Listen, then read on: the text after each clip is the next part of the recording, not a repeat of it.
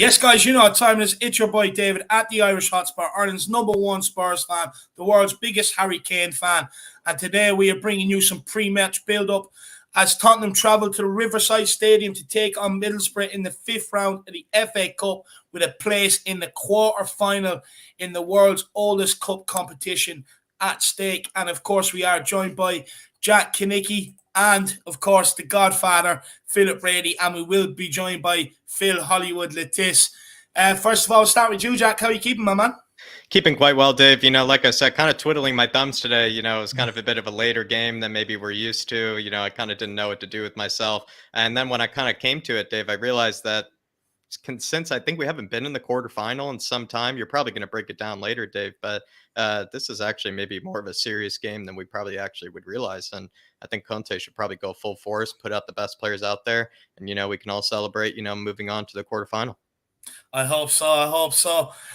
Look, I really want to get to the quarterfinals once you get there. Look, I know Conte said it's difficult, but we've already turned City this season. We've shown we can handle Liverpool, so it's only Chelsea that I'd really want to avoid. But Philip, how are you keeping, my man? Yeah, very good, lads. Yeah, looking forward to the game.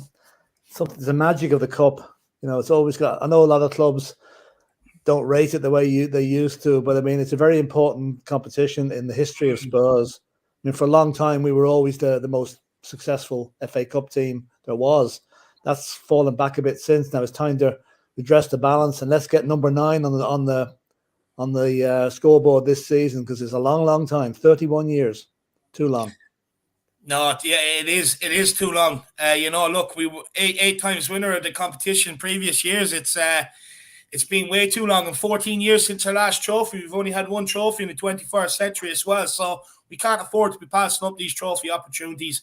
For me, we have to go full strength tonight. But look, before we do get into it, and I'll tell everybody everything they do need to know, let me see what Irish Hotspur Army are in the building with us first. Let me see who we've got. We've got Dermot from Tottenham Tantrum Goal says, ladies and gentlemen, it's here. It's time to bring the FA Cup home to where it belongs. Live from Kildare, Ireland, introducing the main man, the one and only David Hoddle, Irish Hotspur Harris.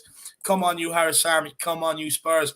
And his partner in crime, live from Brooklyn, New York, introducing the man with all the stats, the one and only Jack Waddle stats man, Kinnicky. Come on, you Flat Cap Army. And he says, ladies and gentlemen, this man needs no introduction.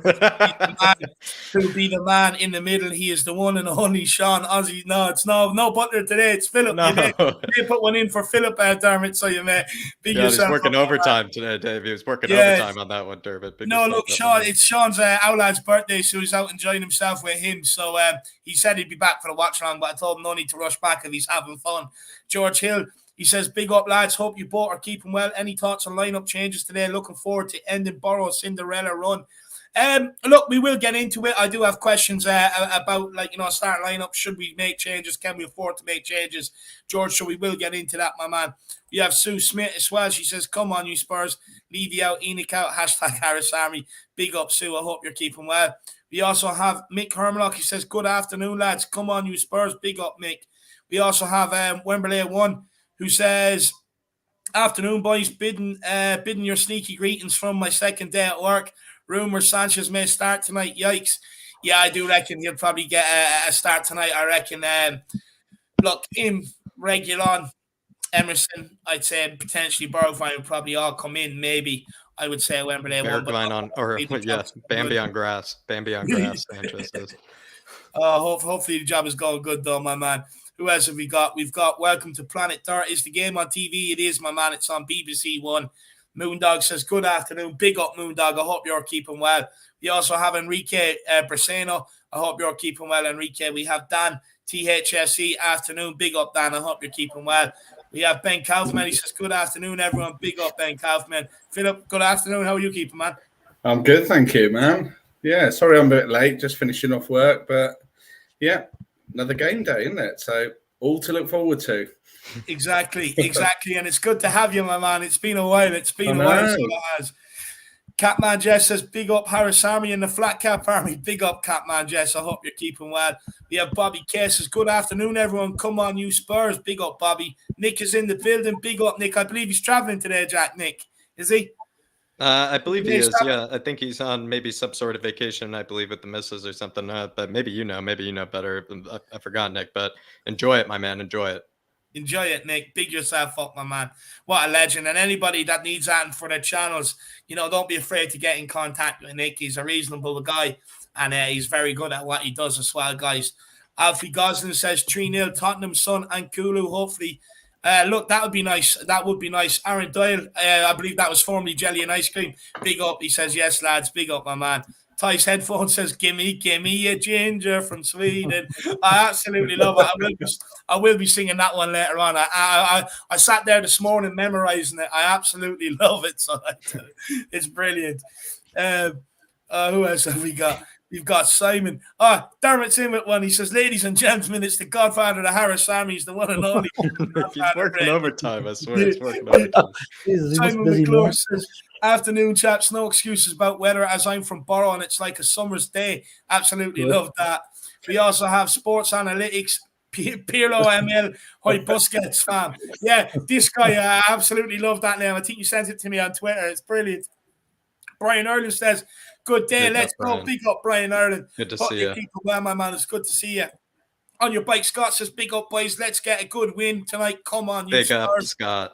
Big up, Scott. Gary O'Flynn says, come on, Spurs. Smash them today, please. Big up, Gary. I hope you're keeping well.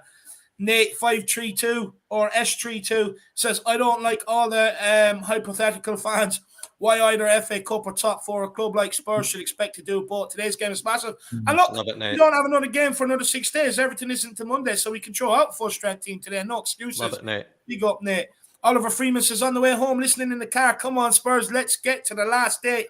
Big up, Oliver. I hope you keep well. Come on, you Spurs. Alex Apostolou says, evening, gents. 4-1 Spurs. I love that. Island Life is with us. We have Hilsey as well. We have Hayden Dulakis says Timo Tenio's nan would be better than Sanchez. That's true. Ellie says, good afternoon, wonderful lads. David, Jack and Philip, let's go. Go up to the riverside and show the Borough what we're made of by outclassing them and go one step nearer to a dream FA Cup final. Love it, Big Ellie. up, Ellie. I hope you're keeping well, Ellie. We also have Mary W. We have Ken. She says, come on, Spurs. Let's get the job done. Kennett's in the house. Big up, Kennett. He says, up to Spurs. Come on, Kennett, my man. We also have Fiona says, let's go win the FA Cup. Why can't we? Exactly. I love that. And Crick News says, another Doherty masterclass. Big yourself up. And then we have this super chat from Brian C. Socrates, and then we'll start cracking into it. But Brian says, FA Cup is very clear to my heart, very dear to my heart, lads. Since the glory days of my youth in the 80s and 91, been watching your streams back lately because of work, and you continue to smash it. Big up you all. Come on, you Spurs, tonight in the cup. Jack, anything you want to say to Brian? Brian's he's the saint, one of the saints of the many saints of the Harris Army, Dave. But I must say, not as much wisdom maybe this time. He's not, bestowed us with any wisdom or any sort of, kind of revelation, yet. Maybe we'll get one later for him, Dave. But Brian, really, really generous of you. It seems like a lot of people have been enjoying the watch longs recently. I'm not sure what we've been doing different. Maybe it's just the consistency. But Brian, do really appreciate it, my man. And then as well, I must say the FA Cup, feels like it's the one thing that we really should be pushing for. I think we heard it from Marcelo last time, Brian, that Marcelo would almost rather, put worse squads out for the Premier League if that meant that, you have a stronger team for the FA Cup. And I see where he's coming from. Brian, but big yourself up, my man. It's good to see you in here. No, it is, Brian. And look, hopefully you can relive your youth tonight with the game. We get into the quarterfinals and, you can start reliving your youth a little bit. That'll be absolutely awesome. And look, as far as watching the streams back, I really, really do appreciate it, my man. Absolute top man. And to say that you're still enjoying it, well, I really do appreciate that, my man. And look, like I keep saying, these channels are absolutely nothing without you guys, the fans. So really do appreciate all of your support. And Brian, really appreciate your generosity, my man. So big yourself up. And again, really appreciate it. But guys, before we do get into it, make sure everybody absolutely obliterates that like button. Make sure you absolutely smash that subscribe button. I think we're like 13 away from 6K. Let's see if we can get it done today. 6K is amazing. It's unbelievable. And guys, like Brian C. Socrates here, feel free to get in a super chat, help support the channel. Legend. Usually always lead to great talking points. Any questions for the guests or anything like that, and we always, try our best to spend a bit of time on it and use it as a good talking point. But do not worry if you're not in a position to do it. This channel is still for you. We know it's a big, bad world out there, and times are tough. So at least get your thoughts, your comments, or whatever it is, maybe in your head, that's to do with Tottenham, into the comment section, and we will get them up as we go along. But big up, Brian, and we are Tottenham TV. You're saying, "Give me a ginger from Sweden."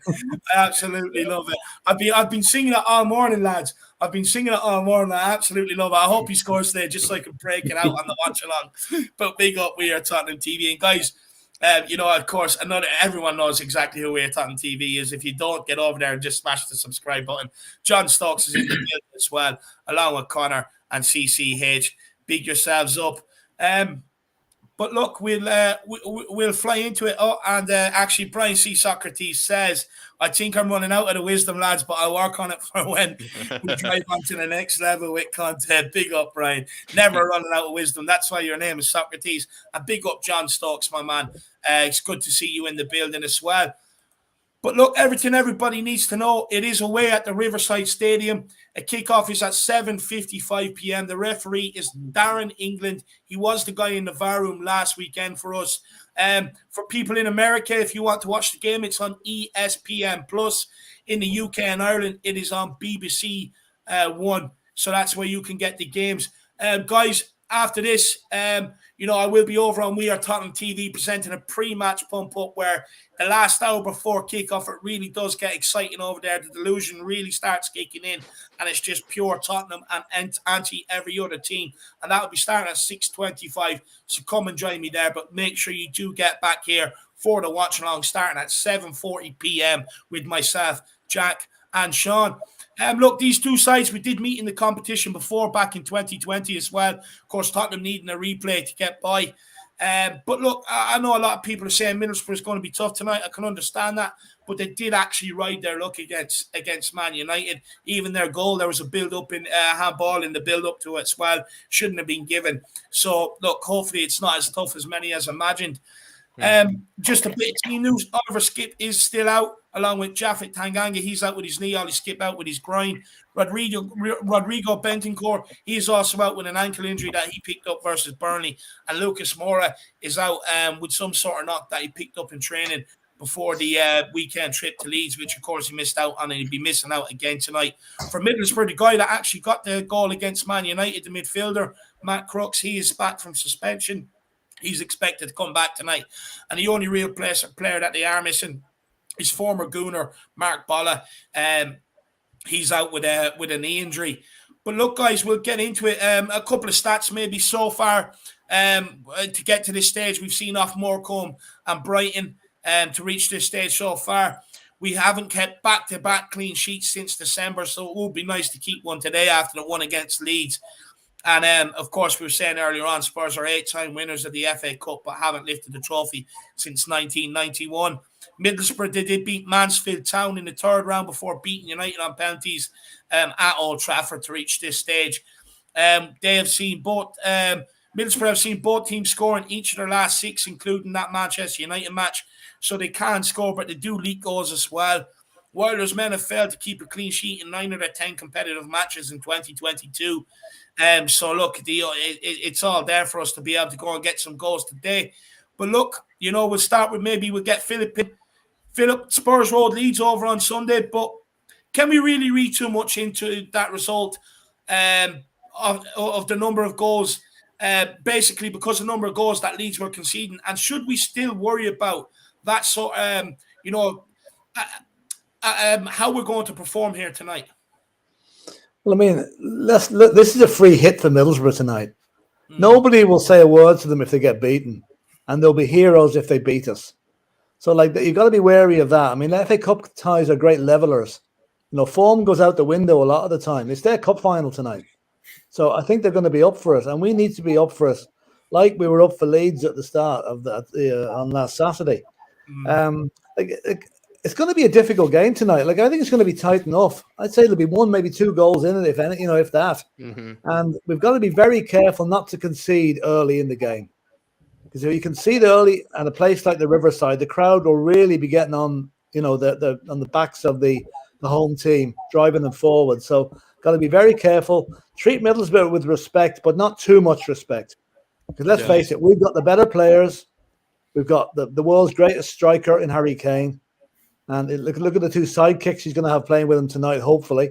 So, it's going to be tricky. Leeds probably was a good game to play before Middlesbrough, because Leeds were leaking goals, and we continued that trend for them. And that being said, it was an all-round good team performance. I wouldn't like to be coming into tonight's game after the Burnley match. That would have been maybe a bit more soul-searching, if you like, because they'd be thinking, God, what's going to happen tonight? Yeah. But no, I'm very confident we're going to win, but I also think it's going to be a real cup tie. Yeah, no, it definitely is going to be a real cup tie, and I'm certainly looking forward to it. Jack, on the back of the last big win we had versus City, we followed it with a lackluster display versus Burnley. Is there a fear Tottenham will take maybe Middlesbrough a bit lightly and potentially put in another lackluster performance after our big win at the weekend? It just seems like this team just can't really find any sort of consistency.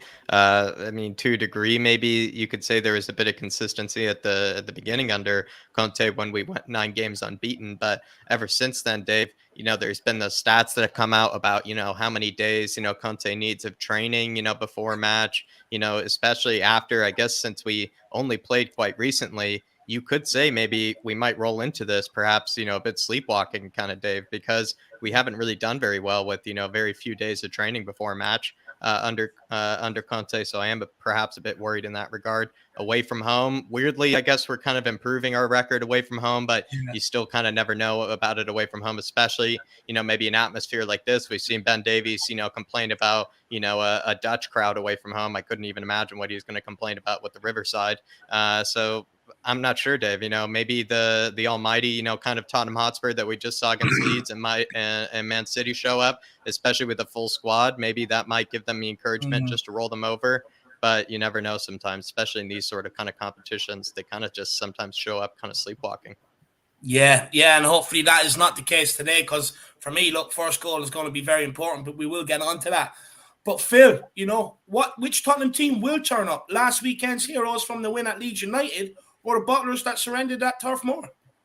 Well, I think if we could work that one out, then Conte would be out of a job, and in we step. It's like a Tottenham thing, isn't it? We go back to it. Awesome against Man City, and then you go to Burnley, and it was just like the heart wasn't in it. What you would hope tonight is whatever went on with Conte, and I don't know whether we really know everything that went on, but his outburst and everything, last Wednesday was a real shout out to the board, but also the players to just be like, you need me, but I need you. If you don't want me here, I'll walk away. So let's hope that part of it is still ringing in their ears from Leeds, and away we go. It's a chance to get into the quarterfinals of the FA Cup, and that's got to be your biggest thing.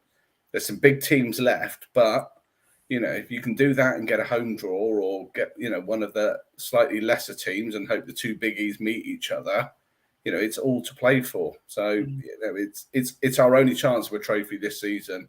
I know we could still win the league, but I would suggest highly unlikely. This is realistically the route for this season. It's been too long. We need to do something. Yeah, no, spot on. And Stephen J says, fellas, please give a shout out to my colleague at work, Mukesh. He says he's been forced to sit next to me and tune into you guys. Big up, Mukesh. Look, it's not that painful. Trust me. Hopefully you will enjoy this, and hopefully our enthusiasm can convert you to being a Spurs fan. But big up, Mukesh, and big up, Stephen J. Two boys skiving at work. You got to love it. Absolutely. Big yourselves up, boys. Philip, we're following up the Leeds win with a win today, making it back-to-back wins, bring a much-needed morale boost to the squad heading into the final stages of the season. Yeah. Oh, yeah. Wins always increase the morale. But what we need to do is we've got to think of Everton coming up on Monday. So tonight, win Monday, 3 wins on the trot. That's going to give us great confidence going into the next 2 games, which are tough ones against the 2 Uniteds. The team from Manchester and the other crowd from East London. So, that's going to be tough. But, of course it'll give confidence. And it also gives Conte, positivity to work on in the training ground. It must have been very hard for him to go into the training ground last Thursday or Friday on the back of the Burnley defeat to get the morale up of the squad. Now, we obviously did it. Yeah. Because we turned up on Saturday like a different team. So like I'm hoping that carries on forward to tonight. That he emphasises to them not to underestimate Middlesbrough, not to go out there thinking, oh, just because they're a second division or a championship side, that we're going to beat them. They are going to be, as I said, they're going to be up for it. We need to be up for it. We need to match them pound for pound in the physicality stakes. They're going to be busting a gut because they've nothing to lose, and we have lots to lose. Yeah. So, but confidence will be there. Each win brings more confidence, and the more confidence equals the more wins. Yeah, I love it. And hopefully, the Leeds game can be a real springboard of what's to come for the rest of the season. Hopefully we can put that sort of inconsistency behind us, get that morale boost and victory today, and really kick on. But Jack, a lot of people think, Middlesbrough claiming a second Premier League scalp of the season may just be a step too far. But Borough are not a side that lie down and accept defeat. Man United can attest to that. So it means we are going to have a work cut out for us tonight at the Riverside. And Jack, Chris Wilder is very familiar with Premier League teams and has made a decent cup run so far in defeating United. Let's remember that Sheffield United were initially a very successful team in the Premier League. Yeah. Do you think he'd be able to set his team up well enough to make this a difficult fixture for Tottenham? I mean, let's just kind of get this straight. I mean, Chris Wilder is not, just some B-level sort of kind of mid-level manager that, in the championship that doesn't really know what he's doing, or is maybe just kind of learning the ropes, let's be honest. He had a very successful Sheffield United squad that almost at one stage we were talking about potentially qualifying in the Champions League, in their first sort of season.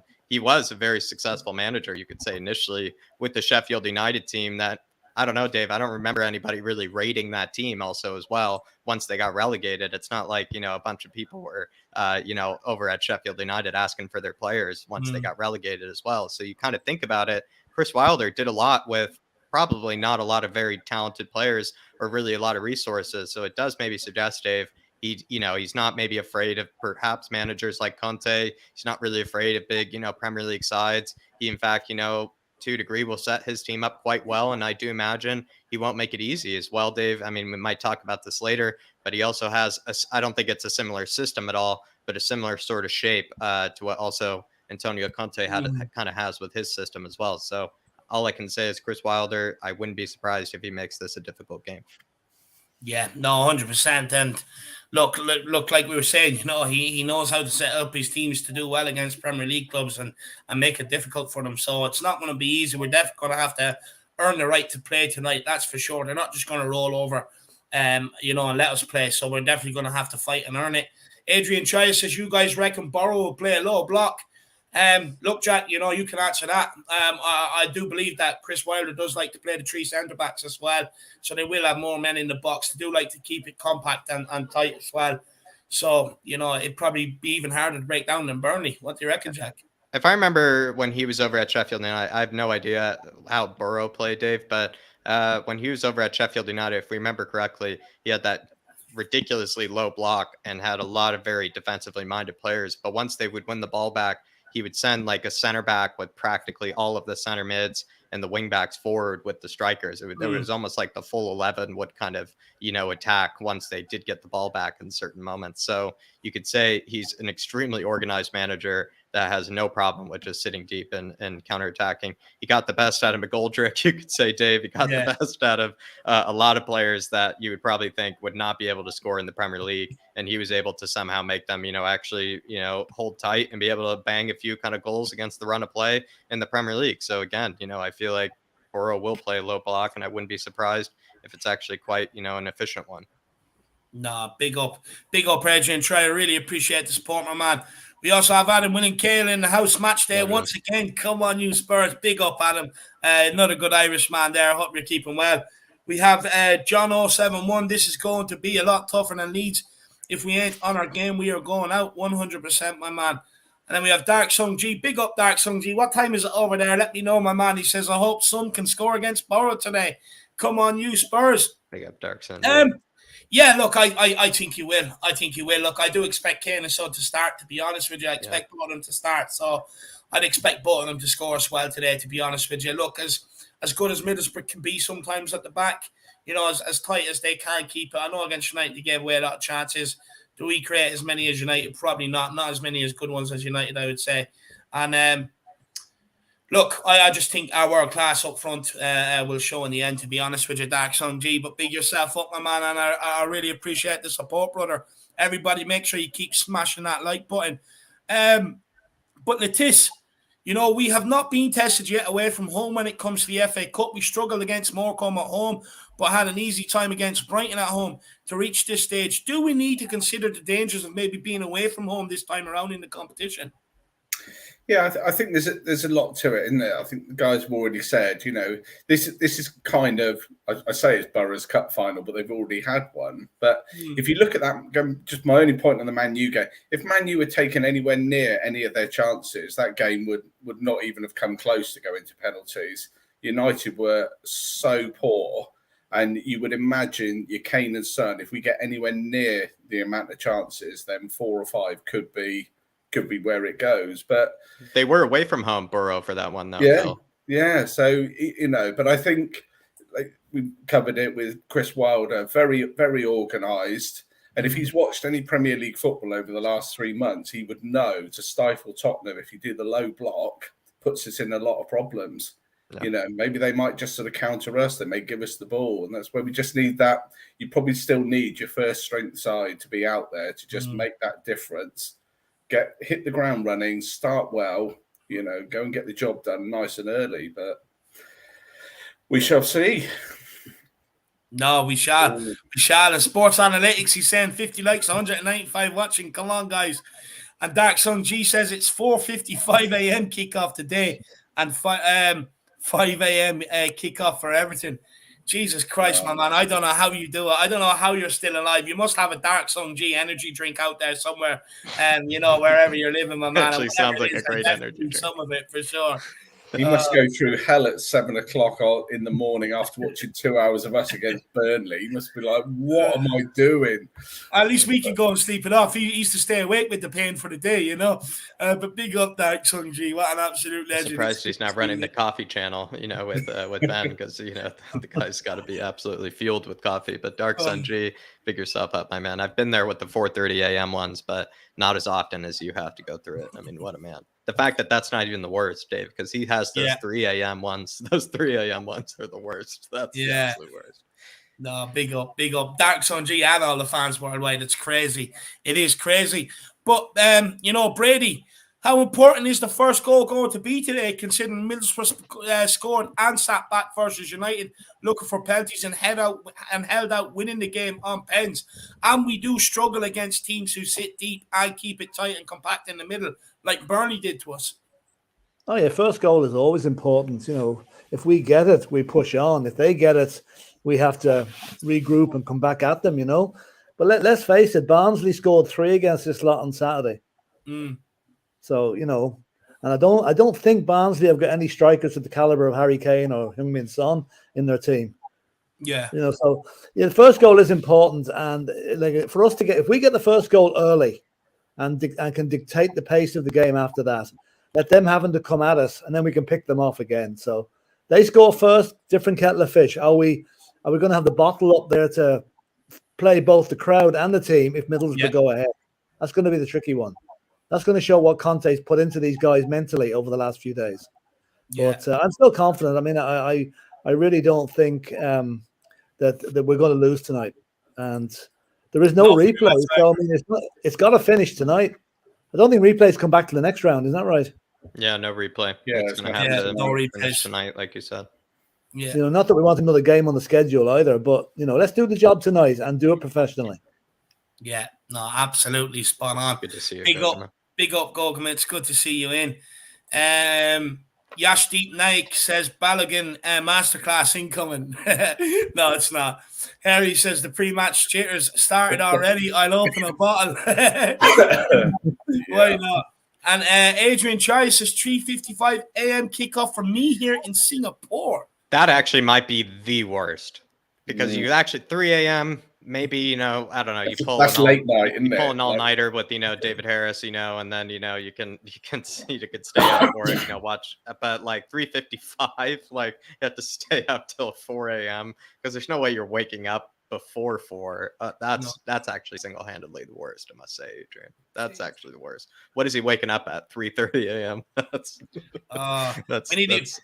We need a bit of the Thai energy drink as well. The two boys are flat out on the energy drinks. Big up, Adrian, legend.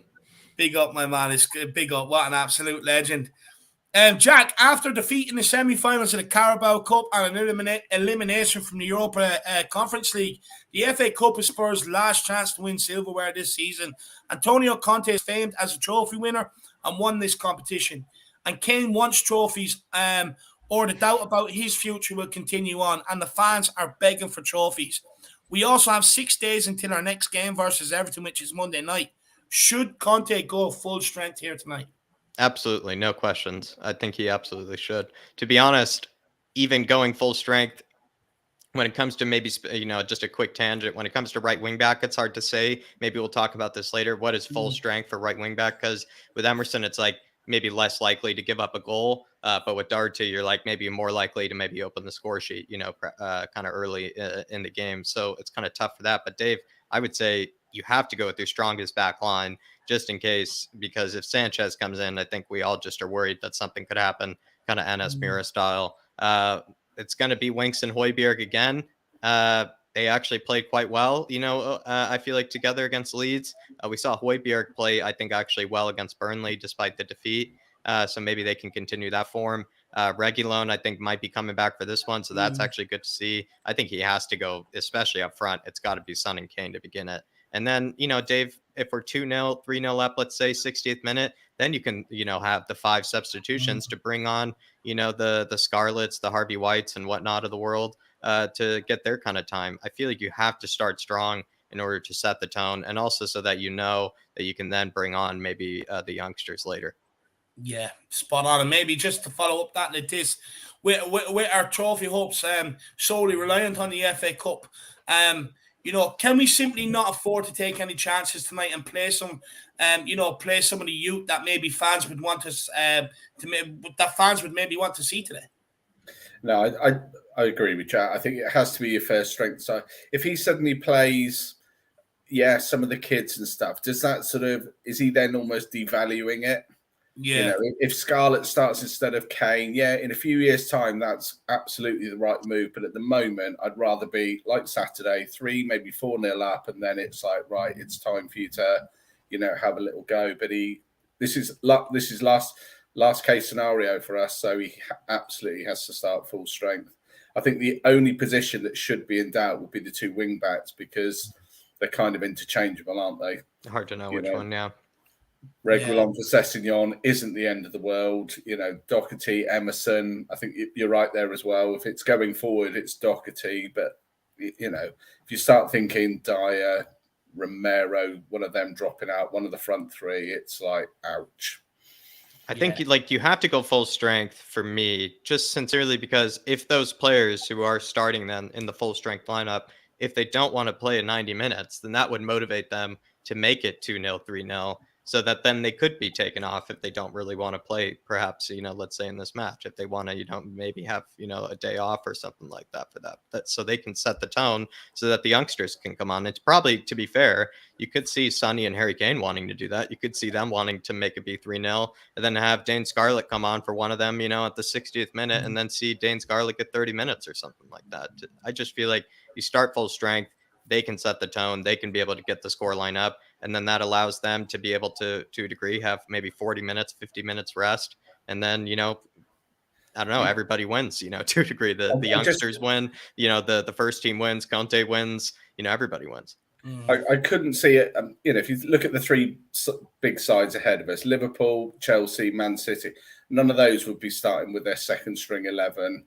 They'd be going out, they'd be going, right, 2 or 3 goals, then we can swap it around. But you set your intentions, which is, we're here to win. We're going to win this trophy. This is what we're going. We're going at it double-barreled all the way. Especially with 5 subs. 5 subs, I feel like that means you can go full strength. That's the advantage of it. Spot on. Dark Song G says, to be honest, I wouldn't mind seeing White in for Winks today, Jack. To be honest, I wouldn't either. Do we really still have a free kick taker? Not really. We're still, doing trial runs. We're still doing, tryouts for who can get it over the wall. Still, no one has been able to win it yet. So anybody that can get it over the wall, basically, Dark Sun G, and it seems like Harvey White certainly can do it. He seems to be a specialist. So absolutely, just for that reason alone. Big up, Dark Sun G. Big up. I wouldn't mind seeing it. No longer tortured though by Gio Lo Celso. No longer tortured by Gio Lo Celso free kicks. Those are even worse than Harry Kane free kicks. Those are even worse. Stop. He used to kick the ball like a fucking 6-year-old. That guy. Really annoying. Really annoying. But Philip, Hugo Lloris's form has dropped off maybe a bit since he signed his new contract, and Galini has been used as a cup goalkeeper. Do you think Conte will take Lloris out and put Loney Galini between the sticks? And should we take that risk? No and no. Boom. End of. No. I mean, listen, Hugo, okay, he's made a couple of mistakes. He's only human. But look at the saves he's made for us recently as well, against City. I mean, the save he made against City was, the one there from Gundogan in the second half. Would Galini have made that? He probably would have dived the other way. So no. Just watches it going. Just no. Galini, I'm afraid, was not a successful experiment for me, and you should thank him nicely at the end of the season, pack him back where he came from, and try and get someone else like Sam Johnson in as an understudy for Hugo. What is it about Galini that maybe many Spurs fans don't like, Philip? I don't know. I just don't know what it is. Maybe the fact that he's crap. No offense to the guy, but he every time I see him, I close my eyes when the ball goes near him because you just know what he's going to do.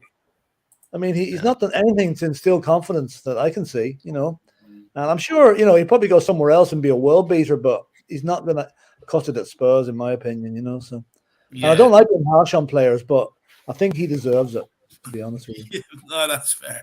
That is fair. And Jack, look, I'm going to ask you the same question. What is it that fans maybe don't like about Galini? But I'm also going to give you a few of Galini's stats here. 2 shots faced versus Morecambe, 1 goal conceded. 3 matches in the League Cup, 3 goals conceded. And in the Conference League, he's played 4 matches and he's conceded 6 goals. He concedes, I think it is about 1.5 goals per game. Is Galini really that bad, Jack? Or is he a victim of our defensive errors this season? Because our defence have been shocking all season long. And as well, what is it that just fans do not like about Galini? I mean, the defense is shocking. Let's not get that wrong or get it twisted. But at the same time, Dave, what is it? One of those games, like you said, for Morecambe, 2 shots on target. One of them goes in. He finds a way to still concede when he has 1 or 2 shots on target. And I would say even the NS Mira result, you could probably actually take a look at as well. How many shots did they really actually have? Sure, they kind of stifled, I feel like, our attack, and they didn't really give us a lot of chances probably. At the same time, it's not like they really had a ton of chances, you could say, NS Mira, and they still found a way to get it past him 2 times in that game, which was actually remarkable. And each time you felt like, I feel like it was kind of, no one wanted to say it, but each time he's conceded against Mira, I was kind of looking at it, I was like, okay, why is he watching each goal kind of go in? Why is he watching it kind of go right past him? He seems to be, seems quite obvious he's going to bend it, past you, far post, why are you just watching it go in? I don't know. I don't know anything about keepers. I don't know anything about keeping at all, but to a degree, Dave, you could say that's probably one of the more infuriating things is to really see a goalkeeper kind of just stand there and just watch a goal, just go into the side netting or something. It is always a bit infuriating. And maybe the other reason people don't like him, Dave, is, all the trips to Paris, with Dele Alli in the past as well. He seems to, kind of just be a bit of a socializer. Probably someone that's, organizing, the bingo and the cards as well, Dave, more than really, organizing, a goalkeeping kind of, training session. Seems to be kind of a people's man, probably one of the players you would say you would want to have a nice night out with, anything non-football related. But I would say Galini, at least like Philip has said, when it comes to being a keeper, seems to be quite crap. And the evidence is there, at least with the goals allowed per 90. I mean, the fact, again, let's say that again, the Europa Conference League, we conceded after 6 games, or 4 games, whatever he played. 4 games, 6 goals. 4 games played, he conceded 6. In the Europa Conference League, what that should be is 0 or 1. Yeah. Yeah. No, and look, Philip, anything else you want to add on Galini, or we move on to the right back situation? He's always got a career as a rapper when he's finished anyway, you know? Yeah. I mean, I'll say he's probably in charge of the music in the dressing room whenever he's playing, you know? So, you know, I say there's, God knows what sort of stuff he plays there. It's certainly not Daniel O'Donnell or anything like that. No. But, yeah, in fact, he hasn't been on the bench for the last couple of games either, whatever's wrong with him. It's been Brandon Austin has been there, and what do you call the other guy? Well, it's because Conte tells them, you know, the training times, you know, like at midnight or something like that. And I think each time, you know, Galini's actually just, you know, on his flight, you know, over to Paris, you know, during that time, and then he just shows up late. Or is on his way back from the nightclub, you know? Yeah, he always has. Also, the other thing I would say, just quickly, Dave, I don't like to say this, but he has always those kind of bags under his eyes as well, I must say. Yeah, I feel like he always just looks like extremely tired, or like he had like no sleep as well. Like but you know what I'd say? Probably the basic problem with Galini is I don't think the defense have any confidence in him either. It doesn't help a goalkeeper. That's true. Know? So that's, you know, a major problem for him. I mean, maybe he's no confidence in that, you know? And any shot outside the box, like Nate says up here, any shot outside the box, you know, it's going in as well. It seems. Yeah. And stuff. So much there to dissect about Galini and Finn at the end of that. No, I would have just said Philip's point, which is it feels that there's an absolute lack of trust. I still believe he's not the world's best goalkeeper, but when he's played, it's generally been behind a poorer defence. But again, if you look at the world's top keepers and you put them in against Mora, they're not conceding 6 goals, are they, in the 4 games? So there's a lot about him as well, but it just feels his attitude, the lack of trust, the defence in front of him. He's not somebody that you want to be resting your season's hopes for a trophy on. No, that's for sure. That is for sure. And Gaguma with the super sticker. The classic, Dave. It's the classic. She's just sending in her favorite one. Conte let the hounds out. Absolutely love it. Big up, Gaguma. Absolutely legend. And I hope you are keeping well. It is good to see you in here. Everybody, there's over 250 in-house. Keep smashing that like button on the stream. Keep smashing that subscribe button if you are new to the channel.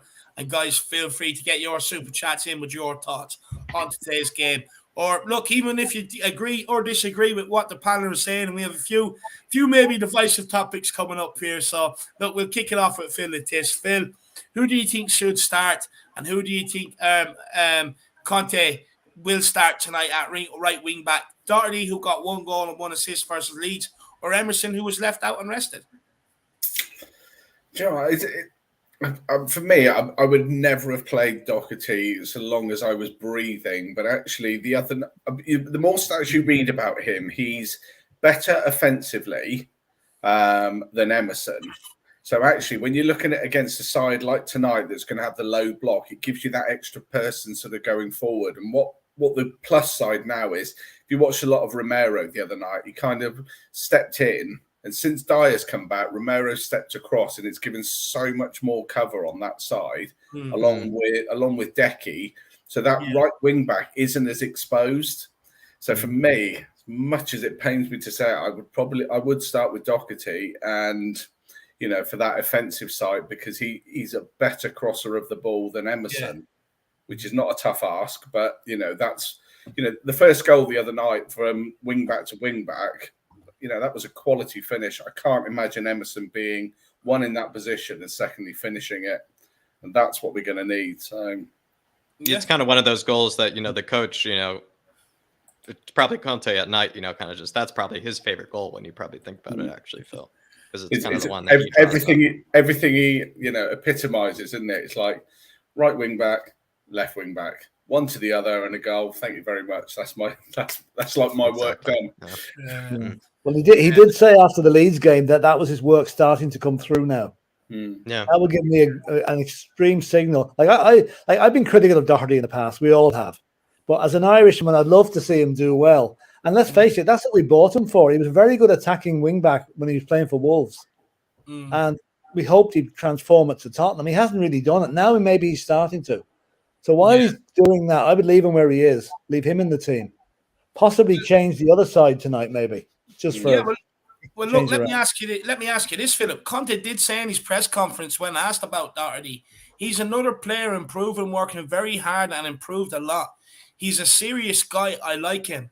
If he plays or doesn't play, his commitment and his attitude is always at the top.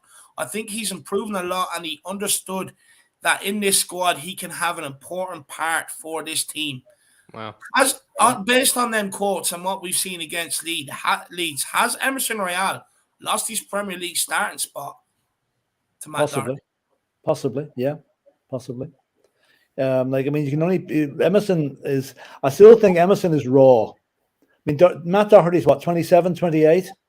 Mm-hmm. He's 5 years, 6 years older than Emerson, so he's got that much more experience behind him. And Emerson will become a good player, but at the moment, I think Doherty's experience, Conte has given the nod to him there in that quote you just made, in my opinion.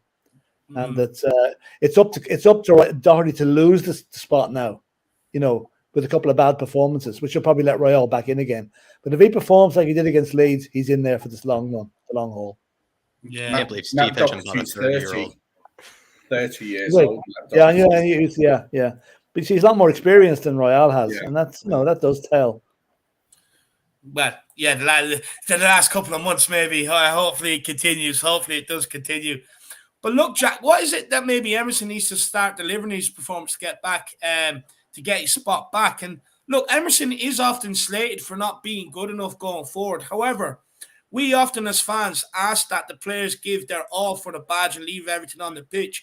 Emerson has more pressures and successful pressures than Cancelo, Trent Alexander-Arnold, Max Aarons, Kyle Walker-Peters, and Takahiro Tomiyasu. Do you think Emerson's overall effort and commitment on the pitch deserves more recognition from the fans?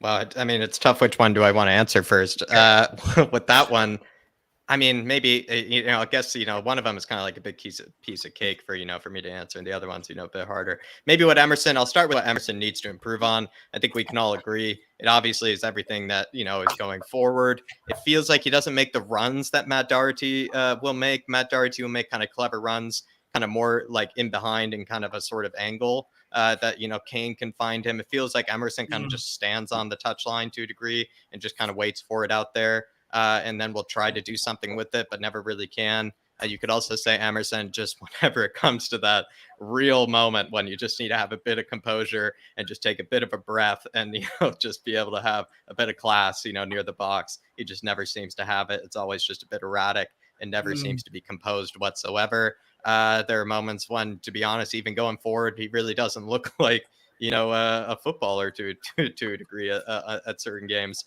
At the same time, now we go to maybe the other part of that answer, Dave. The fact he has more successful pressures, which is basically a metric of being able to cause somebody a bit of kind of torment, just causing somebody a bit of I would say, I don't know, just making it really difficult for them as a pressure. The fact that he has caused more dispossessions than all of those fullbacks, Dave, is actually quite remarkable. And I think maybe what some people don't perhaps give Emerson credit for is you could say he leaves, everything on the pitch more than even players like you could say even Højbjerg does at time. It seems like every single game Emerson covers more distance than the rest of the players. I don't check distance covered, but I feel like he probably does cover more distance than maybe most players on the pitch. He seems to offer more of kind of a heart and desire, which a lot of times, Dave, it seems like that's all we're asking for as Spurs fans, because the football gets that dreadful, the football gets that bad, that's all we're asking for. And Emerson's a guy that consistently brings that. And I feel like maybe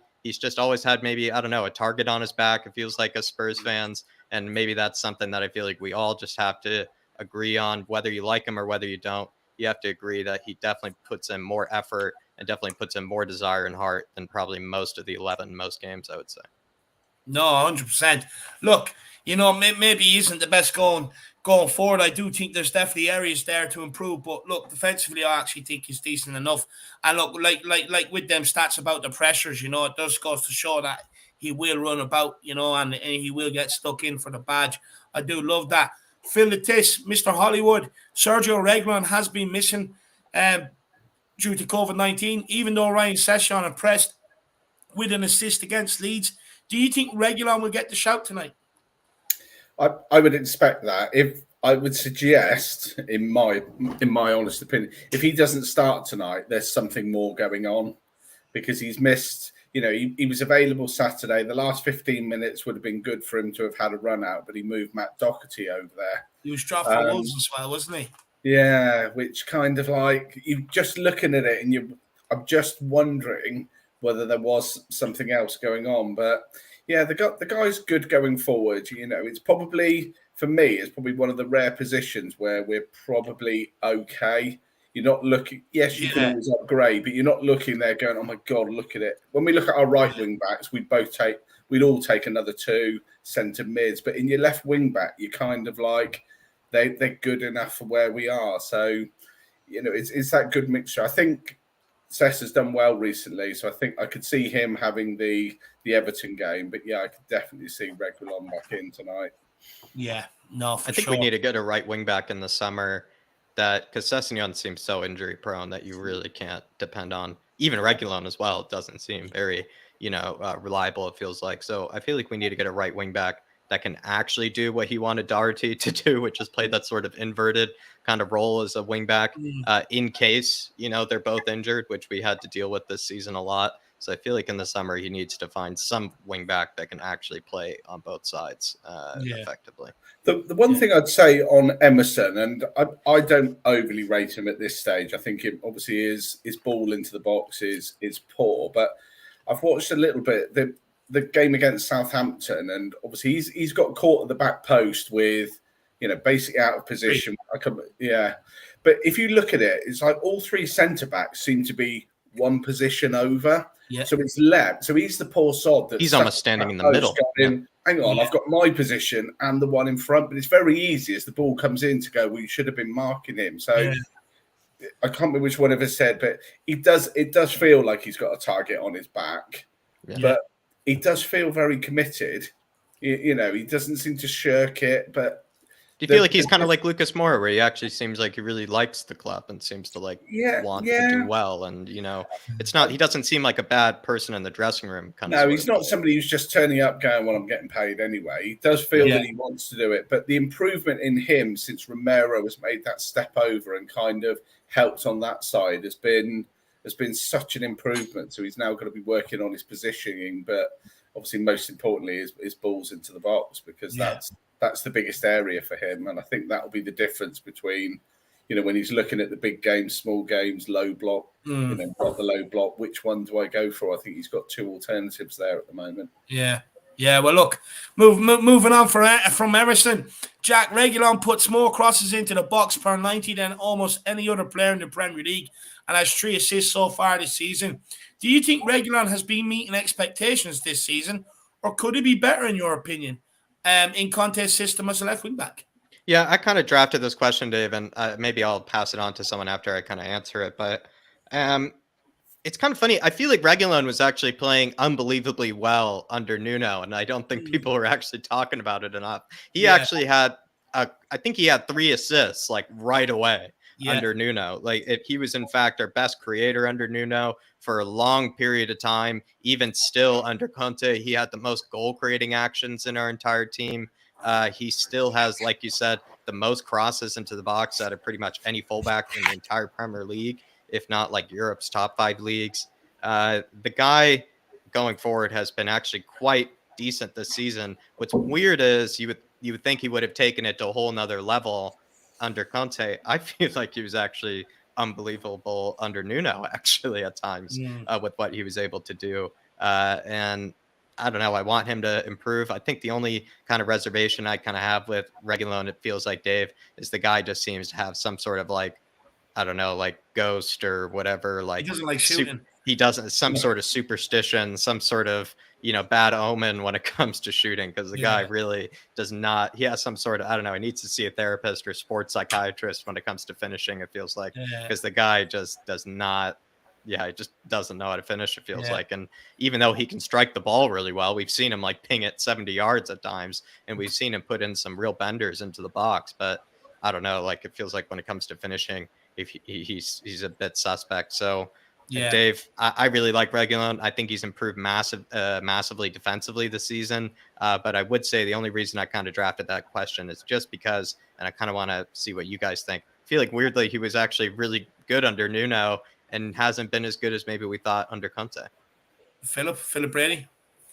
Yeah, I like Reguilon. I think the guy. I mean, I love seeing him bombing up that left wing, and he's a good crosser. As you said, if his finishing was a little bit better, he'd have a few goals under his belt at this stage. Yeah. Maybe this talk of Real Madrid wanting to buy him back has unsettled him, whether it's true or not. So, you don't know. Think about, we never know the politics of what's going on in the club. Yeah. We only assume what's actually happening. And as Jack said, Reguilon was better under Nuno than he's been under Conte. And I don't know how to explain that. He's got a bit of competition there with Sessegnon. Yeah. Well, it'll either do one of two things. He'll go into his comfort zone and be happy to sit on the bench the rest of the season, or he'll fight for his place. Now, he could be one of the things. Conte prefers Reguilon or Sessegnon? I don't know. I mean, I have to tell you one thing. At the Wolves game, you'd have to say he preferred Reguilon when he took Sessegnon off after 28 minutes. But since then, Sessegnon has featured and played okay. Yeah. But I think tonight now we could actually see Reguilon back in the team. Like, he did have COVID. And we don't know how much that affected him either, because it affects different people different ways. So maybe he wasn't fit enough to play in the last few games, even though he was on the bench. So we'll see what happens tonight. It's one of the most interesting selections tonight is to see who plays left wing back. No, I have a feeling it might be Reguilon tonight. I think so too. Look, I like Sessegnon, and I know he had a good game against Leeds, and he was good defensively against Man City. But for me, them assists maybe all came under Nuno and they haven't come under Conte. But what I will say is you keep getting into the right positions like Reguilon does, eventually it will click, And as long as he keeps making them runs and keeps getting into them positions, he will. Well, he just needs one goal or another assist, and his confidence will just kick on from there. In my opinion, Christian. Just like Doherty got his first goal. Doherty got his first goal of the weekend. That's going to be huge for his confidence. So if Reguilon could get one now tonight, say, that'll be the two of them up and running, goal scoring wise. It'd be nice. It'd be nice for sure. And Christian Soto says, "Come on, you Spurs! Much love from Arizona." Jack, is Arizona anywhere near you? My dad's originally from Arizona, especially from a long time ago. Long time ago. He's originally from Phoenix, Christian. But pick yourself up, my man. Pick yourself up. Big up. It's good to love see Arizona. I would say best Mexican food of the whole USA, my man. Best Mexican food of the whole USA. I like Mexican food, I have to say. I do like Mexican food, but big up, my man. Phil, at this, we'll go to you with this one. Tottenham have only recorded one clean sheet in their last 10 games. Sorry. That game did come against Leeds at the weekend, but they did hit the post twice, and another day would have had a couple of goals. And they got off 19 shots on our defence. And it's been a big issue all season long, to be honest with you, our defence. We leave too many gaps in our back line? How can we tighten this back line up to not give away so many chances, considering we do have to if we want to be able to go on a run here? And if we want to be able to, secure top four, we can't keep relying on outscoring teams, Phil. No, it is a big problem. I think you've already said, haven't you, that Leeds could easily have scored 2 or 3 goals at the weekend. I just think they've got to just keep going with the system that they're doing. They've got to build into it. It's obviously changed in November, so they've been doing it a little bit of time, but not with the stability of the players they've got. And if you look at the 3 centre-backs that started against Leeds, currently they're your first choice, aren't they? So it's only your wing-backs that are going to make that difference. So I would suggest, they need to be more in tune with each other, and then making sure that you've got your Højbjerg or Winks or whoever's in the centre of the park there to be able to support them and, just play through it. But again, it's like they'll need a bit of confidence in the keeper. And we've mentioned that Lloris is having those mistakes. That's going to be playing on your mind. It's a whole defensive unit issue. It's not your centre backs, it's not your wing backs, it's the whole thing. If you know that when balls are coming into the box that Lloris is taking them and he's solid in there, then it breeds that confidence. And I think that's what they've got to go for. They've just got to play through this and just be tighter, talk more, and just absolutely be as ruthless as possible when they're defending. Do you think the FA Cup, Phil, is more of like a competition where you do kind of need maybe your best defensive line? Would you rather, maybe the question I should phrase, would you rather have your best defensive line or your best attacking line in this sort of game? What do you think is more important? I guess if I look at Tottenham at the moment, if I had to pick between the two, I would be going for our offensive line because our front three are better than our back three. No matter what. Yeah. So you're then you're putting yourself in a position where you're going against what Dave's just said, and like, what would you do? It's like we want to score more than we want to concede. Whereas actually, if you can stabilize and build your back line and be like, we're not conceding tonight, then your front line's got less pressure on them. But it's a tough one. I would actually answer the opposite. I think I would want a strong defensive line because, like I said, Bambi on grass, Sanchez, you're not sure. You feel like we have such depth in the front that all of them you could see scoring against a team like this. I could see Bergwijn. He seems motivated. You see Bergwijn potentially scoring. He always seems to find the net in some sort of way or miss it in some sort of way.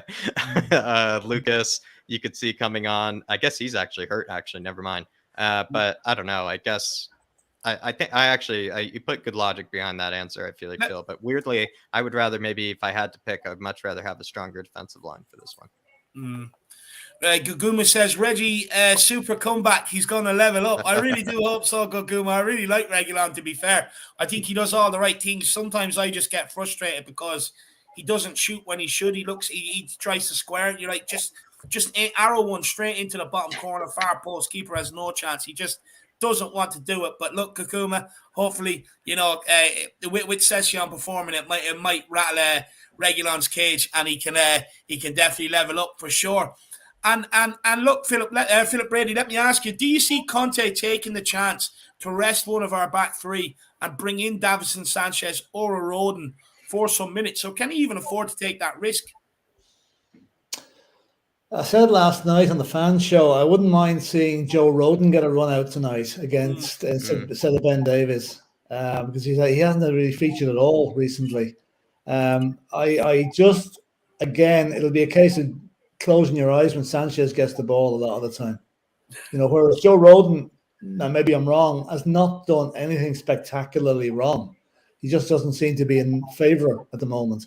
Yeah. So, I would, I'm sure there's a good player in Sanchez, and he has played some good games for us, but this season, it's just been a little bit, his concentration levels seem to get very, he doesn't seem to be able to keep his concentration going for the whole 95 minutes. And all it takes is one slip and you're gone. So I would just, if there's going to be a change in the back three, I would bring in what do you call it? Sorry. I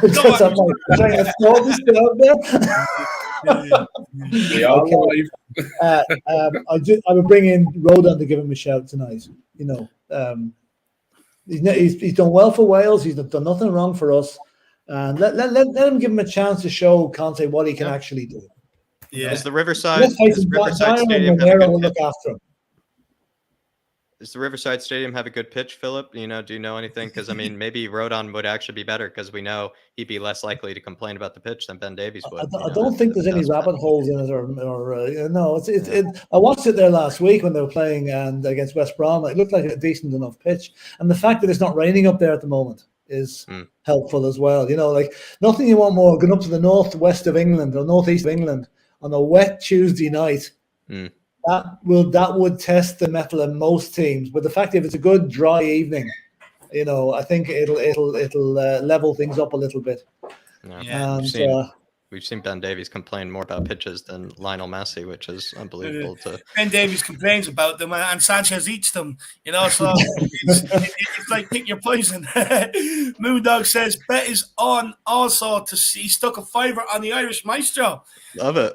I love it. Look, maybe he can continue up with another goal today. Look, maybe he gets a crack from outside the box and absolutely buries one into far post this time. Moondog. You never know. But big up, Moondog. Hopefully, I'm dying for one of your bets to come in one of these days. I actually really am. I really am. They'll never come in. No? Waiting for that center back header. I'm waiting for that center back He's header. waiting for Dyer to just crash one in at the far post. It will come, Moondog. Just keep putting them on. It will come and it'll pay off. But Jack, let me ask you. Last time Middlesbrough forced a replay after an embarrassing 1-1 draw, Jose Mourinho filled it a 3-5-2 with Winks in the middle. Winks is likely to start today, but more likely in a 3-4-3. Do you think Middlesbrough will give him a tough time? Yeah, again, actually. Yeah, like that's what's kind of scary, everybody. And I think if David said that correctly, everybody, I mean, Harry Winks started in a 3-5-2, I think, against Borough last time, and it did not go well. It did not go well. And now that he's playing in a 3-4-3, which most people feel like he never plays well in, against the same team that caused him trouble last time out, causes a bit of worry. You probably would say if that would be your list of worries, that might be the biggest one, is perhaps Winks not really doing so well last time out against the side. It was also quite recently, Dave, too, when you do think about it. So it's not like really probably a lot has really changed when you think about Boro's squad or anything. So I don't know, Dave. It really does worry me. Really does worry me. And I don't know. Recently, we've seen him play really well in the 3-4-3 alongside Højbjerg, but the real full track record of it has shown that Winks and Højbjerg do not do well together in that 3-4-3. And it usually comes out where Winks seems to be kind of the worst of the two.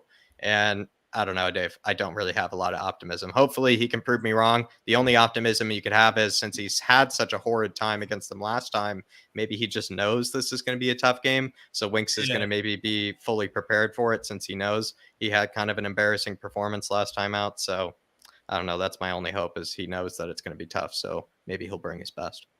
Yeah, I hope so. I do hope so. That's what's ridiculous. When we looked at the formations, Dave, when he saw he was in a 3-5-2 for Jose in that formation, he was sitting right in the middle of that 3-5-2. You would think, well, that's the position that he's supposed to be best at.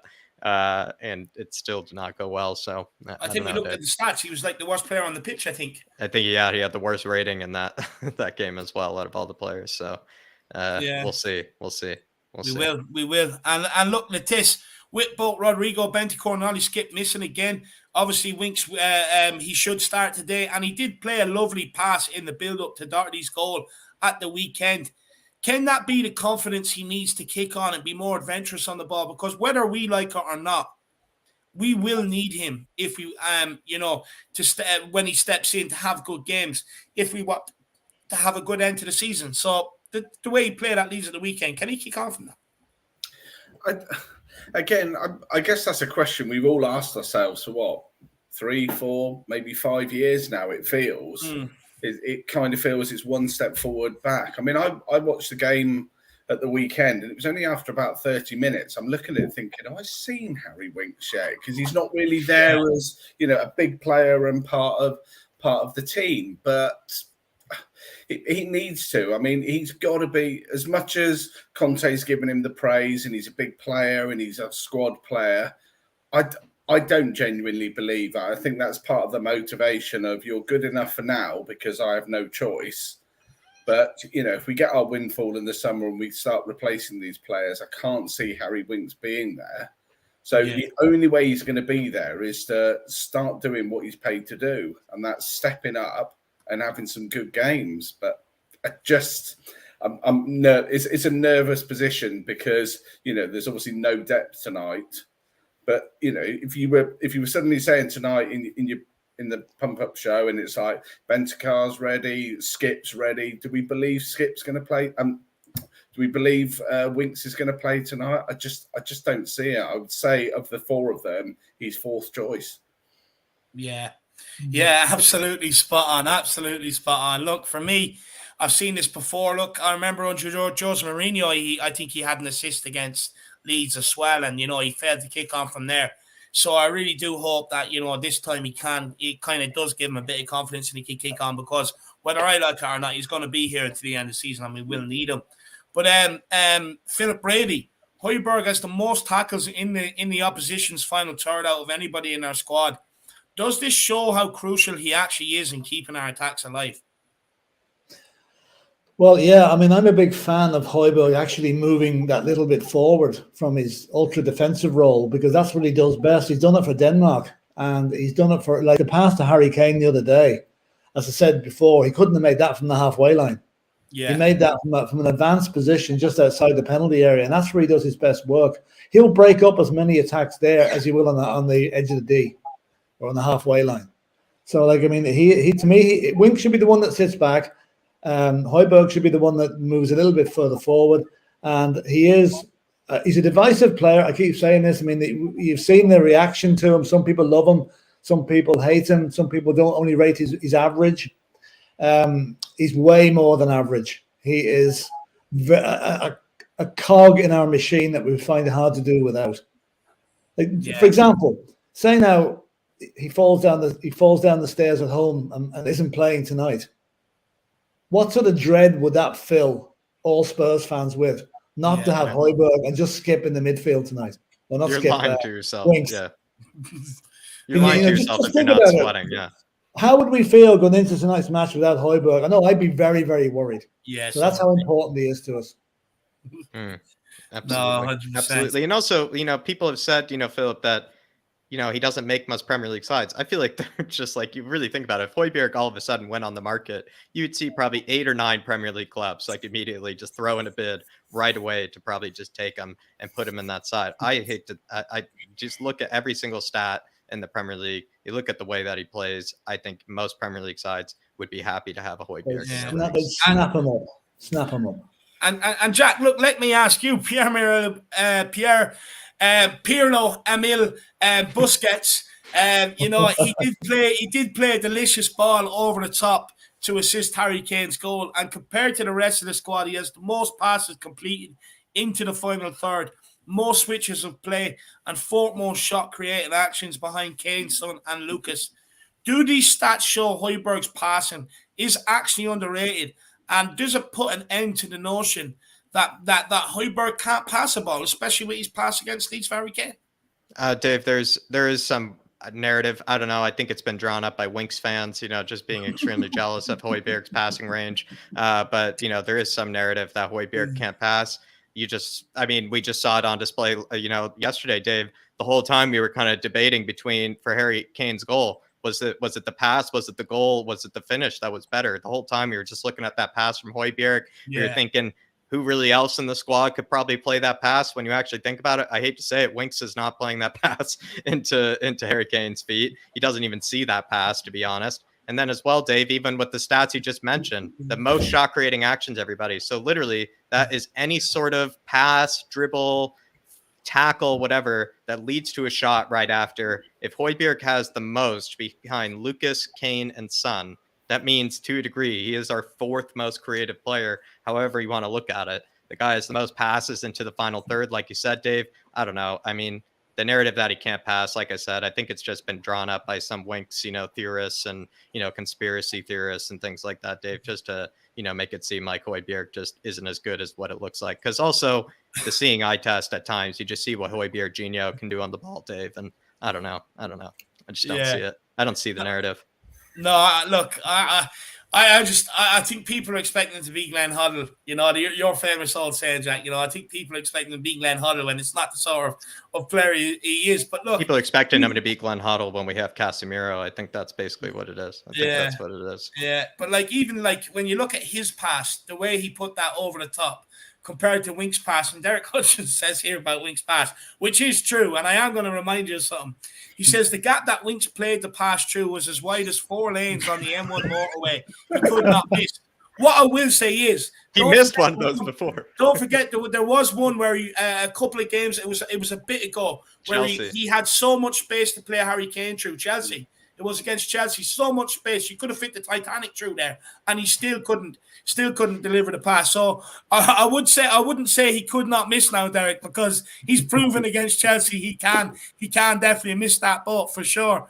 But Dark Sun G says Lloris, Romero, Dyer, Davies, Reggie, Doherty, Pierre-Emile Højbjerg, White, Son, Stevie O'Kane, and Kulu. Bench, Devine, Scarlett, Austin, Roden, Winks, and Cess. Royale, FW Youth. I'm not sure what FW stands for, but maybe to ask you off the back of this, Jack, I do have a question maybe about Harvey White or Scarlett. Look, with the two injuries we have, we're all expecting Højbjerg and Harry Winks to be rolled out in the midfield. Is there any chance at all, Jack, we see Devine or a White put in there beside Højbjerg? Considering that we cannot afford an injury to another centre midfielder. Yeah, to be fair, actually, it could be actually a bit smarter to throw them in for this one. I would argue, Dave, maybe you start with Winks for this one. I know sometimes Winks, first 15 minutes of a game like this, he does look like he's in the trenches, all wide-eyed and everything. But, once he settles into the game, Dave, I'd say maybe 50th, 60th minute, you throw on Harvey White for Winks, and just see what you can do from there. And I think that'd actually be a good way to go about it. I'd love to see Harvey White come in instead for Winks. Do I actually see it happening? Probably not. But the way that you frame that question, Dave, with, injuries kind of bearing in mind, especially with that midfield really getting quite unlucky with injuries, does actually make a lot of sense, to throw in maybe a youth, kind of player in that area, because the only players we have available right now are technically Højbjerg and Winks. So I'm definitely with you. And what would you say to Dark Song G here, Jack? I kind of like that lineup, to be fair. I mean, he never wants to see Winks in the lineup, so I think at any chance he can get, he wants to see Harvey White in there. I hope Dark Sun G we see Harvey White today. It's been something that he's been praying for from the first day of the season, even from preseason games. He's been praying to see Harvey White in there. So Dark Sun G, I hope you get your wish today. I love that team. I think that's a good mix of perfect, like kind of strong team with maybe one or two players that could also still do a job. Yeah, no, big up Dark Song G, my man. Really do appreciate the support. And look, he's as dying to see Harvey White as we are. So Dark Song G, if it does happen, I can't wait. I'm really dying to see the kid. But big yourself up, my man. And Gaguma says, never want to see Conte sad in the rain again. No, neither do I. It wasn't a pretty sight. It wasn't a pretty sight. It is scary, I would say. He does look scary when he's upset in the rain, for sure, Gaguma. And look, we don't want to see it. We just want a happy Conte. A happy Conte means things are going well. An unhappy Conte means things aren't. So, but big up, Gaguma. Big yourself up. But look, we are going to move into Dejan Kulusevski territory. So, we are going to have to probably give them the song, to be honest with you. So, look, I'm going to give it a fair bout because I do love it. Gimme a ginger from Sweden. He came from Juventus and he plays on the wing. Gimme a ginger from Sweden. Number 21, his name is Kulusevski. Come on. Absolutely. Well done, Dave. It's a great song. It's so addictive. I've been singing it all morning. Everybody's been putting it in the chat all string long. So I said I'd have to give it to them. But look, I already asked Philip this last night. Jack already gave his thoughts on it last night. So we'll get Phil Letitia's thoughts on it. Has Dejan Kulusevski now claimed the third attacking spot alongside Harry Kane and Son? Based on current performance, absolutely. There's for me, he's just good without seeming that brilliant. But actually, what he does is very, very, very good. If you look at his game against Man City, it was like he was almost. I felt he played like three positions because he was almost your right midfielder because he was supporting Royale or Emerson. But then when they were going forward, he was there. And that ball for the cross for Kane's goal was just sublime. And when you look at the two alternatives and look at Moura or Bergwijn, would they have delivered that? Genuinely, I don't think so. For me, Lucas Moura is too inconsistent, super sub at best. I would say he's probably under a little bit of pressure from Bergwijn, but at the moment, that's his place. I think that front three, SKK, that's the way. Yeah, no, I love it. I love that. He's even giving it the SKK. I love it. I do love that. Big up, Philip. You get me pumped up. It's illegal. By the way, David, the producers of The Voice were just on. They want you to give him a ring afterwards. Wouldn't surprise me. I've already turned them down 3 times, Philip. So right, they've been chasing me for quite some time now. They know I have a good vocal in me, my man. But no, look, I'm committed to Tottenham at the minute. Maybe if other ventures open up in the future, I might treat them to my my amazing vocals. But not until then. Too much Tottenham going on at the minute for that. But Mr. Brady, who out of the front three should be rested to give Bergwijn an opportunity to play? Well, I suppose maybe Son, possibly. But I don't know what I rest on because Sonny was off his game there for a few games. Mm-hmm. It's only the last couple, since City that he's really, got his mojo back, if you like. So, to be honest, the fact that we've no more game for 6 nights after this, I would leave the 3 of them out there. I'd leave Son, Kane, and Kulusevski as the starting 3, and possibly after an hour, if we're doing well or we're well up, bring on Bergwijn for Son, and possibly bring on what's his name, Dane Scarlett for Harry Kane. But we need to be comfortably winning the game before we do that.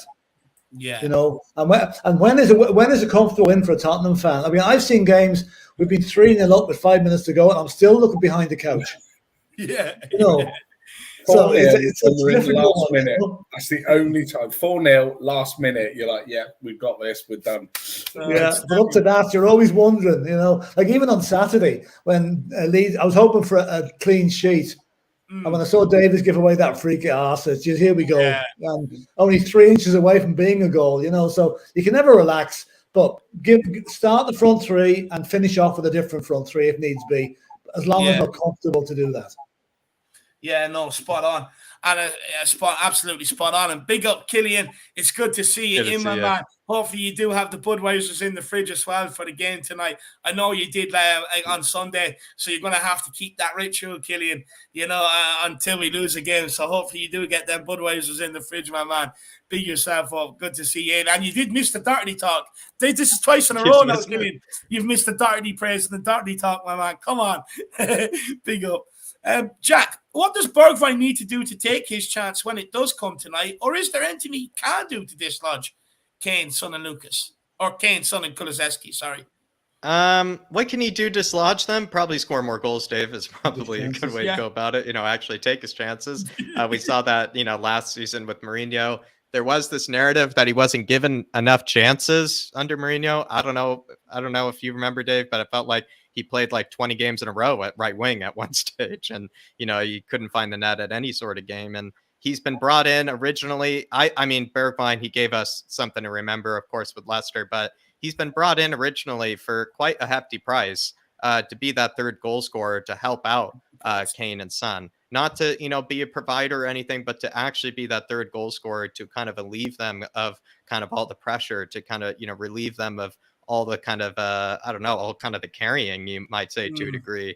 And he hasn't been able to do it. So maybe he just needs to start actually taking his chances when given to him, Dave. I feel like it was a bit sad to see that he wasn't able to really, start lots of games after that Leicester City match. I actually thought he played quite well in that Chelsea fixture where, we didn't have anything going for us. And I actually thought he was a bit of a shining light in that one.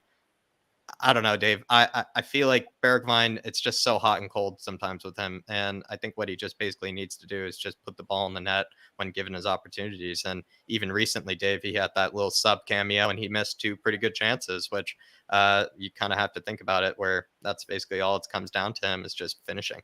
Yeah, I'd agree with that for sure. Big up Old Soul, he's as well. Old Soul's in the building. He says we should start all three of them players tonight. Big up Old Soul. He was very good to us, getting us graphics and all made, including this logo up here in the corner. It was Old Soul that sorted them out, and also big up Old Soul. Kavkov Gaming says, "Come on, you Spurs, but leave it to Spurs to lose today after Leeds." No, look, I do you know what? I actually don't have them fears today. I know they knocked out United, but look, they did lose, like Philip alluded to. They did concede 3 at Barnsley at the weekend. They did ride their luck against United as well. And we put out a strong team today, which I think we should. I think we rolled them over easy enough, to be honest with you, Kavkov. But big yourself up, my man, and really, really appreciate the support. But look, I do agree with you. There is only one team that can do it, and that's where the term comes from, Spursy. So hopefully that doesn't exist tonight. Dark Song G says, "I'm traumatized by Winks in the FA Cup round of 16. Remember last season where we were eliminated by Everton 5-4 because of him in the same round, and today, as today, he wants Harvey White, please." Look, maybe we'll throw this one at Philip Brady. Oh, poor old Winksy. He doesn't think that. I mean, I take it Dark Son G is not Harry Winks' fan by any means. No. It's like, I think that's the understatement of the century. But anyway, again, I'll use the same analogy as we use for the forwards. If we're comfortable 2 or 3-0 up after an hour tonight, bring Harvey White on for Harry Winks. I would not start him against Borough tonight. No offense to the lad. I think he's going to be a good player. But one, it doesn't send out the right type of signal. We're already missing Betancourt and Skip, right? And we're now going to go for the 4th or 5th choice player to start the match tonight. I know Winks is the 4th choice, but play him again ahead of Harvey White. Bring Harvey White on whenever we can feel comfortable enough to do so. And it probably was Winks' fault. I mean, that was a hell of a game last season against Everton. It was like a American football match with the score, But we can't blame him for that tonight. Now tonight's a different game altogether, even though it is the same level as the last 16. Let's hope for a better result tonight. And with 5 substitutions, we could easily replace the front 3, Harvey White come on, and possibly one of the back 4. That could well happen to give the lads some experience. But again, don't be Spursy about it. Don't substitute players when it's 1-0 with 15 minutes to go. That would be a bloody nightmare for us. Yeah. Because you know what's going to happen. We're gonna get an equaliser and then it'll probably go to penalties. So do it when we're well ahead. No, spot on. Look, Dark Song G, I really do want Harvey White to get some minutes. I mean, I share your love for him. Left footer. He can also play left back too. Can play centre midfield. So he's versatile, but he's got a good left boot on him. Set piece specialist from corner kicks, free kicks. Would not mind seeing him get on the pitch there and get a few minutes whatsoever. Hopefully, Winks and Højbjerg can actually look. See, this is the thing, Dark Song G. We actually need Winks to perform, so that we could get him off the pitch early, so that White can get on. And look, this is what I was talking about before, believe it or not, that in these cup games, and we've seen time and time again over the last couple of years, that we haven't been performing. We're struggling to get these games so that you couldn't get off the bench to get any game time whatsoever to prove what they can do. So hopefully today we can put that right. We've got rid of some of the players that I think it's made a big difference actually getting rid of them in this January transfer window. And so hopefully now we can put this game to bed nice and early, and then we can get these youths off the bench, because then it does show that we are progressing in every sort of way, which I do want to see. So big up, Dark Song G. Really appreciate the support, my man. And Kavkov Gaming says, rest Kane, Son, and Lloris. Everyone else has to play. Sorry, Kavkov. No. Do you know what, Kavkov? You can't rest them because you rest Lloris. Look, I'm not a fan of Galini. You've seen the howler he had against Chelsea when he came out to claw a corner. If we think Middlesbrough aren't well rehearsed in set-piece routines, being down in that championship, we're sadly mistaken. They will have them down to a T. We got undone against Morecambe by a set-piece as well. So we can't afford to have Galini in there. It has to be Lloris, in my opinion. You can't afford to rest Kane and Son because you just don't know what you're going to get from Bergwijn. That is the problem, So for me, look, I would like to protect them, but Kavkov, our next game isn't until Monday. It's 6 days away. So there's no reason why they shouldn't be getting some game time here today, starting, getting the game early and getting them off the pitch. Sorry, we all disagree with you, Kavkov. That doesn't usually happen. I do apologize. But no, look, I think we're all in agreement. Because the thing is, it doesn't make sense to rest someone like Harry Kane because he wants trophies. And he would rather be knocked out with him having his say rather than being knocked out with him having no say about it or not being able to do anything about it. I think he would rather be subbed off than subbed on. Yeah. I think he'd much rather be subbed off than subbed on. Yeah. If tonight was a Champions League second round game, there's no way you'd consider not playing those three. So I think at the moment in our state of the season, this is as big a game. It's every game's a cup final and you play your best players in the cup final. Yeah. I think one thing to say too, we all know that Harry Kane wants trophies. Look at the bargaining chip that would give the club in the summer if we won the FA Cup this year. Yeah. Fair play. Yeah. Plus, what would the players it would attract? So, this is probably one of the most important games Spurs have had in a long time tonight, because it could point our future for the next season or two. Yeah, spot on. This is my new favorite version. Johnny Magic, gimme a white for a wink. See, come on, I love that. I'm gonna have to make up the rest of them lyrics later on. But big up, John. Big up, John. What a legend! What a legend. Guys, I'm just going to throw this one out there. You can actually each kind of have your bit on this. And maybe we'll start with Jack and work our way around. Jack, Kane and Son officially became the deadliest duo in Premier League history, combining for 37 goals. But, and it's a big but, it is only the third time this season the Spurs duo have combined for a goal. Is this partnership in decline, considering in 2020-2021 they set a new mark for the most goal combinations in a single campaign with 14, beating Shearer and Sutton's record of 13, which stood from 94 to 95? Or is it a representation of how hard we have found this season and our shortcomings in other areas of the pitch? Great question, Dave. Out of that one. I am. It's a good one. Question, yeah. I feel like you have to kind of then look at Jose, to be honest, because he just made it where it's like the only two people he wanted scoring was either Kane or Son, and everybody else was responsible, it felt like, for defending. Everybody else was responsible for, everything else but scoring. And yeah, I think you kind of have to take that, record that they broke with the 14, maybe not really a pinch of salt. It's still a momentous record, but it really says a lot, I feel like, about just Jose and just how much he just tried to squeeze out of those two and just make the whole attack centered around them. Where you do actually see with Antonio Conte so far, I must say, variety of goal scorers, it does seem like, at times, and also a variety of creators as well, where Sonny feels like the number 10 some games, Lucas will feel like the number 10 some games, Harry Kane is the number 10 some games, and then someone else is the scorer. We've also seen, I think, just a different set of scorers, it feels like, under Antonio Conte than Jose. It just felt like every single time it was either Son, Harry Kane, and that was it, and that's all that you were going to get. And I know maybe it is a bit of a hot and cold season, it feels like, for Harry Kane and Son. There's no other way of going about it. It certainly has been a hot and cold season, more for Harry Kane than you would say Son. I feel like Son definitely was carrying us in the beginning of the season.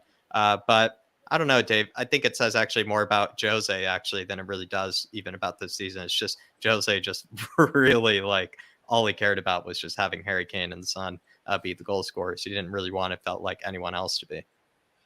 Wow. That's my kind of answer. Look, no, that's a good answer, Jack. I feel like they're going to smash the record. I think they're going to finish with 50. If they stay together, I think they're going to finish with 50. Yeah, no, I love it. And just quickly before we get Hollywood in, I like this one. Gimme a white for a wink. See, skip in the middle and Son on the wing. I love it. Oh, it's brilliant. Good vibes here. FA Cup vibes, oldest competition in the world. You gotta love it. But Mr. Letice, the same question I asked Jack, what's your thoughts on it? Is it in decline, or is it more of a representation of other problem areas on the pitch? Definitely in problems elsewhere. You got to think how many games Son has missed. The start of the season for Kane, whatever we think, he had a busy season last year and then didn't start on the front foot, took some time to get up to speed, but over the last sort of 4 or 5 weeks, it's like they're back on track. And it's just monumental. Whether it's only ends up at 3 at the end of the season, the combination for them, it's not just about the goals, it's the chances created, it's the runs that move, and everything else that goes with it. And one of the things I looked at yesterday, which is I think we were talking about it on Match of the Day, and they were saying about Drogba and Lampard, and the majority of the goals were all for Drogba. Their combination of the 37 is 19 goals for Kane, 18 for Son. Yeah, so it's a perfect split. It is an absolute partnership all the way through, and they look better. They look more in tune now. If you see, Son didn't celebrate. He went back to go to Kane to say, "Look what we've done." So it means the world to them, and that's where we need to just get back to. I just think it's about to explode, and away we go.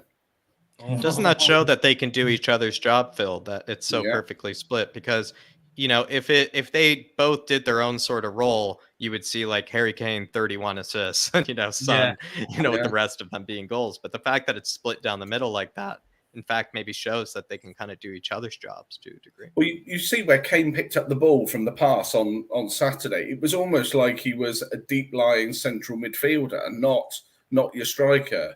But he took the ball, and that pass was just unbelievable. But he's doing that because he knows if he puts the ball there, Son's going to be there, and Son runs there because he knows Kane's on the ball and he's going to put the ball there. So that confidence, that momentum, like we've said with the other stuff, is just, it looks like it's starting up again. So yeah, spot on. And Philip, you know, anything the two boys haven't said that maybe you feel has contributed to maybe them not being as productive as they have been in recent seasons? Well, I mean, look at the pre-season Harry Kane had, the disappointment of losing the Euro finals on penalties, the speculation of his transfer. The fact that as far as I'm concerned, he came back to the game at the season at the start of the season with no pre-season. He looked unfit, out of weight, disinterested. Son was carrying us for the first part of the season. Then Son got injured. Now the last few games have been the first time we've had the two of them back. I mean, I think I said to you a few weeks ago that I've never seen Kane looking as lean and fit as he is at the moment. Yeah. Right? He's obviously, that's Conte's coming in has changed Harry Kane's mindset. I have no doubt if Nuno Santos was still boss at Spurs, we wouldn't be celebrating that record. Yeah. We really wouldn't. We are celebrating it now. It's only going to get better. These two guys, I hate saying it, they love each other. They really do. You know, they're like Morecambe and Wise together. They are just Ant and Dec, or whatever else you want to say, you know. And putting the poor spell that they had, I'll quote the late great Jimmy Greaves. Jimmy Greaves says, "I went through a goal drought once in my career. It was the worst 15 minutes of my life." Right? Okay, it's taken these guys a bit longer, but they are back now. And as Phil said, I think it was Phil or Jack said, 50 or 60 is where they're going to finish at in the assists and the goals whenever they're done with Tottenham. Do you think it will be unbreakable what they'll finish with? I think so, because who else is there really? You know, there's nobody coming up on the rails at all. The fact that the goals are so evenly split with the assists and goals being so close, it just shows you they really do thrive on each other. And long may it continue. Really can. Hope it does. Yeah. Forever. Love it. Absolutely love it. Just quickly, Chris celebrating as a member, saying, "Come on, you Spurs, 4-0 minimum tonight" from Chris. I love it. Chris, are you not going to the game? Let me know. I thought you were supposed to be going to this game. Do let me know, my man. But look, there's definitely that potential for a scoreline like that. Over 300 in-house, guys. We are going to be ending up shortly. I have one more question for everybody, and we'll get their score predictions and that. Make sure you do smash that like button. Make sure you do smash that subscribe button as well. If you are new to the channel, we're not too far off 6K whatsoever. We are getting there. What are we on now? We're actually 7 off reaching 6K. Wow. So let's see if we can smash that subscribe button and make it happen. And guys, feel free to get your super chats in, you know, with any questions you want for the panel. And before we do end off, a super chat just means you skip to the queue and we will get straight to it. But do not worry. We know it's a big bad world out there. Keep getting your answers and your comments, your thoughts into the chat, and we will get them up. We know not everybody is in a position to be able to do it. But we'll take this super chat from Killian Gubins. Says, guys, really hope we can win the FA Cup. Doherty has to start against Everton in 6 days, and we need to keep that consistency. So for me, Session or Reguilon and Doherty at right wing back, because for me, Doherty deserves to play, and we need to win this. Yeah. Look, you know, Philip, I'll get you. You can answer this, and then I also want to give it to Jack, because I know me and Jack are on the Emerson bandwagon. So Philip Brady, we'll let you answer this, and then we'll go hand it to Jack up. Well, it's like I said earlier. You know, I mean, Doherty, he scored his first goal on Saturday. That's going to give him huge confidence. And I mean, I suppose that'd be a great follower of the adage: if it ain't broke, don't fix it. So, you know, there's no reason to change the right wing back for tonight and for Everton. I take your point about Emerson. I keep saying Emerson will be a very good player for us, But just at this moment in time, I think Doherty is the man in possession, and that possession is 9/10 of the law. And I think he'll leave it that way. And as for Cesc or Reguilon, that's a toss of a coin for tonight. That really is a toss of a coin. Wouldn't surprise me if either of them played. And Doherty deserves to play again. The Irishness coming out there, and we need to win it. I'll just say one thing before we finish. The FA Cup, I have seen Spurs in my lifetime. Spurs have won the cup 6 times, and I want that to be 7 this year. Well, I have a question on that, so hold your thoughts. I have a question. Right, okay, say them all. Hold them thoughts. I wanted to end it on the right way, so hold them thoughts, my man. But Jack, Killian, he's all for Doherty, and look, me and Killian get on, but he doesn't want Emerson to play, Jack.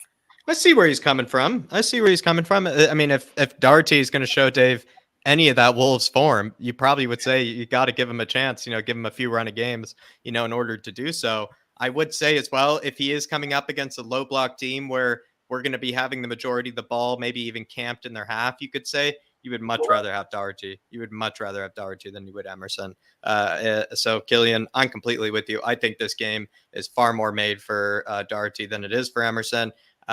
With Everton coming up as well, hard to say which one might be better for that one. Hard to say which one. But definitely for this game, Killian, I could not make an argument that Emerson would be better for it. I actually think Doherty is better for this one. Riding a bit of confidence, a bit better going forward, especially we'll have more of the ball, I would imagine. So I think it's absolutely made for Doherty. Big up, Killian. No, and look, just to add to that, Killian, he is off the back of a good display against Leeds. He'll be fully confident, and I have no doubt that if he plays, I actually have a sneaky feeling that if he does play tonight, he probably scores and he continues on that run. I'll be honest with you, I do have that sneaky feeling. I just think if he plays, he will get a strike and it will go in. And he'll continue on that run. And look, long may it continue, because at the end of the day, my whole disappointment with Doherty was him just being crap. At least now he's stepping up, and that's all I've wanted at the end of the day, Killian. So, look, I do believe he deserves to play too, to be honest with you. So big up, Killian. Big yourself up. He's converting everybody, so he is. I'll be honest with you, right? This guy has been battering away in the comments for, I think, the last 6-7 months, if not longer, about Matt Doherty. Everybody, he's better than what people said. He's been battling away in the comments. So fair play to him. Now is his time to shine. Big up, Killian. What a man. What a man. He's been waiting a while, and it's come. I love it. I love it. Big up, Killian. And we have Dark Sun G says, I think ever since Kulu came in, the Son and Kane duo has been revived. The only game Son and Kane combined under Nuno was Newcastle. We had no goal chance, no shots on target under Nuno. Kane is firing in 2022. And Phil Latish, we'll let you in on this one, my man. What would you say, Dark Sanjay? Yeah, I think I kind of mentioned it a little bit earlier, but the guy just doesn't look anything special. You kind of watch him and you're like, oh, you're not really doing much. And then you actually watch back what he does, and he covers in defence, he makes the runs, he slips inside with that left foot. I mean, the goal against Leeds, he started by the corner flag. It's just unheard of. And, he just he looked a little bit nervous when he first started, but he just looks full of confidence. Obviously, with the way the team celebrated, he's certainly embedded in the team, and, they're all behind him. And I just think it's added another dimension, because now it's not Kane to Son, Son to Kane. You've got another outlet. You've got the right wing, which we haven't had for such a long time. So it does give you that option to mix it up. Kane can drop deep. You've still got the other two pushing forward, or whatever combination or whatever, play they do. They just seem to have, created that extra space, that extra gap, and that little bit of class that we've been missing for a long time, really. Yeah, no, spot on. And look, Jack, maybe you can give this super chat to Kiss of Death, lad. Anything you want to add to it? Perhaps Kulu is maybe getting the best out of them. You would probably argue that Kulusevski is certainly creating more chances than Bergwijn and Lucas do, which is exactly what Conte wants. Dave, we've discussed this before. When it is that 3-4-3, Son and that other winger do kind of play like kind of pocket little number 10s at times. Kulusevski, you would say, could be better at that sort of position than Lucas and Bergwijn, which is maybe why we're seeing them create more chances for each other. This is an interesting theory. Maybe we will see Son and Kane perhaps combine even more now with Kulusevski, just because he takes away maybe a bit more pressure from them because he can create for himself and then he can also create for them. So Dark Sun G, I like the theory. I haven't thought about it that way. Big up Dark Sun G. What an absolute legend. Big yourself up, my man. And look, guys, we are coming to the final question of the evening. And look, we'll start with Philip and we'll work our way backwards. Philip, I know Antonio Conte has warned it will not be simple for Tottenham to win the FA Cup this season, with City, Chelsea and Liverpool all still in the hat. But with a win here, we are in the quarterfinals. How far do you think we can go? And give me your score prediction for tonight's game.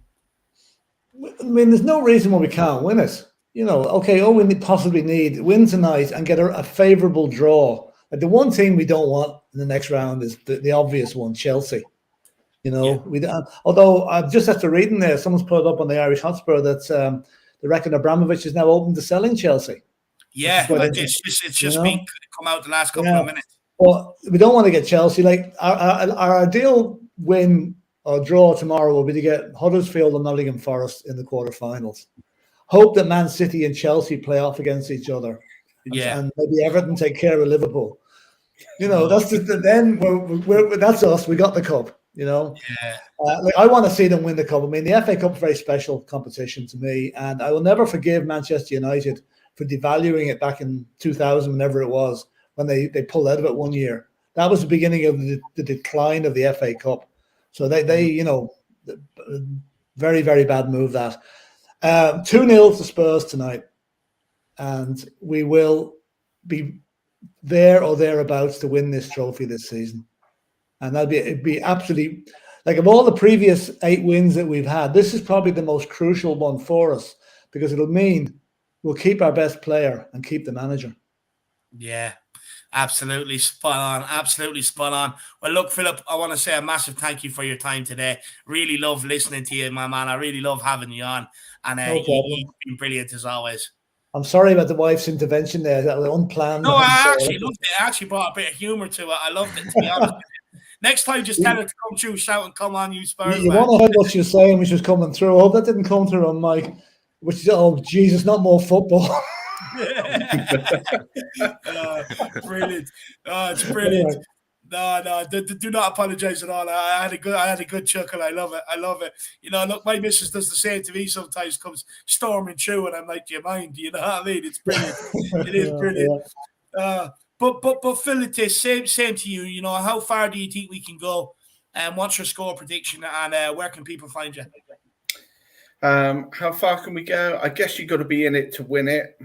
You know, there are three big teams ahead of us. You know, if we get an away fixture at either 3 of those, or even a home fixture, then there's some, you know, it's not going to be comfortable sailing. So some of it will be down to getting through tonight. I think tonight, I think it'll be closer than we think. I think we'll sneak it 2-1. And then you just absolutely hope and pray for a good draw. Firstly, you want to be at home, and secondly, you want to avoid one of those 3, and you want 2 of them to play each other. So that would be the way there. Are we going to win it? I still think it's an awful lot to do, but it's a good squad. It's a great manager, and I guess anything's possible. Yeah, absolutely spot on. I love that. And where can people find you, Philip? Oh, yeah, sorry. They can find me on Tottenham Tantrum Gold. The guys do the morning shows, but we've got a show later tonight just to obviously review the game. So hopefully it'll be a nice, happy show, and, you know, not like a post-Burnley. I hope not. But look, there you have it, guys. The link for the channel is in here. Just simply click on it, get over there and smash that subscribe button. They're on 375. Let's see how close we can get them to 400, guys. Get over there and smash that subscribe button. But Jack, you know, one that's reached the 1,000, my man. First of all, congratulations from me. Even though I've already said it to you, but you know, where can people find you now? And what can they expect? They can. To answer also the question quickly, Dave, sorry, I think semifinals is the bare minimum. I must say, like, I feel like we have to make at least the semifinals. To be honest, from there, I think I would be still disappointed if we got knocked out, you know, in the semifinals. But I would love to make the final, Dave. I think we should make the final. Of course, what happens after that, you know, whatever happens. But I think we should really push for a final here. I think that would be actually more commendable of a season than anything. To a degree, if we made a FA Cup final, I think that would actually wipe away probably a lot of really bad moments from the season. I think it would actually make maybe this whole season a bit more kind of stomachable when you really look back at it all. So I would say the FA Cup has to be at least semifinals, and they can find me over on the Flat Cap Bureau Talk, Dave, of course. Everybody over there, I just released a video on why I think Jesse Marsch potentially might not be the best successor to Bielsa. Seems like the Leeds fans have not taken a liking to it. Seems like the Spurs fans have taken a liking to it, but definitely would check it out. And plenty of other content coming out. David and I are going to do a good stream where we're going to just be talking about the Premier League pretty soon. Of course, lots of Champions League stuff going on over there. And like I said before, everybody, a lot of people that do watch that channel. I did do that 1,000 subscriber video, and I'm pretty sure a lot of people who I have seen in the chat today, there is a very individual kind of made shout out for all of you. So I would definitely check that out if you want a bit of a shout out to make yourself feel, maybe a bit better on a day like this. But big yourselves up, everybody. Do really appreciate the support, and it's absolutely massive to be already over 1K, Dave. Yeah, over 1K, over 1,010. It's moving. I love to see it. But everybody, here's the link in the chat. Get over there and keep smashing that subscribe button. You won't regret it. Absolutely love it. We have Duncan, Rap Band, he says, just sub to Tottenham Tantrum Gold. Derek Hutchins said, great stream, guys. Really appreciate it. Who else we got? Dan N says he really loves the streaming, so I really appreciate that, my man. Dark Sung G, he says, I hope Liverpool and Blues are tired after their final and get eliminated by their opponents. Maybe City get shocked in pens by their opponent. That's actually a good way of thinking about that. Like that, maybe one of them will go. That they could be tired after Carabao Cup. And look, it'd be very nice to see Dark Sung G. It certainly makes our job a lot easier. I would say I would prefer the Blues to go, Chelsea to go as soon as. We just can't beat them. But with Liverpool, we got to draw off them at the early season. So, we do know that Conte has the tactics to be able to stifle Liverpool, but the same as City.